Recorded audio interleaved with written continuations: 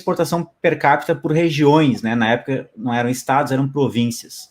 Então, quando a gente pega essa ideia de tudo que é exportado e divide pela quantidade de pessoas, para ter uma ideia que a gente chama de proxy, né, para renda, a gente tem alguma medida de que no início do século XIX, as desigualdades no Brasil regionais eram bem baixas, mas já existia uma diferença entre Sul, Sudeste e Nordeste.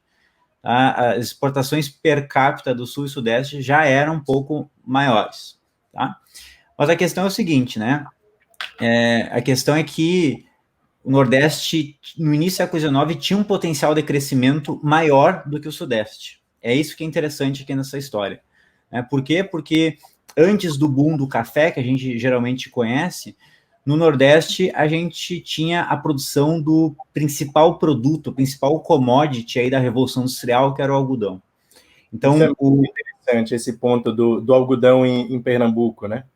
Exato. Até os trabalhos mostram muito isso. Pernambuco produzia boa parte do algodão que abastecia a indústria têxtil lá em Liverpool, na Inglaterra. Quando estava a Revolução Industrial, o algodão vinha de Pernambuco. Exato. Então, Pernambuco e Maranhão, né? Lembrando que o que a gente chama de Pernambuco no início do século XIX inclui Alagoas, inclui outros estados atuais, tá? Era muito maior do que é hoje em dia. Mas a ideia aqui é o seguinte, né? Então, antes dos Estados Unidos se tornar o principal fornecedor de algodão para a Revolução Industrial, o Brasil era um dos maiores, né? Era maior do que os Estados Unidos, até o início do século XIX, né? E aí eu não vou entrar em detalhes aqui, porque eu acho mais interessante a gente falar depois, mas a questão toda é o seguinte, né?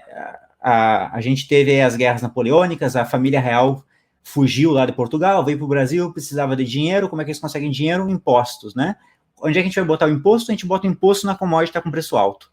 Qual é que a commodity está com preço alto? Algodão na época. Então, o que a gente vai fazer? A gente vai criar um imposto gigante de exportação para o algodão. E eu mostro isso na minha pesquisa, que ao longo do tempo, esse imposto, à medida que o preço do algodão ia caindo, esse imposto ficou muito pesado e prejudicou muito o desenvolvimento da economia do Nordeste.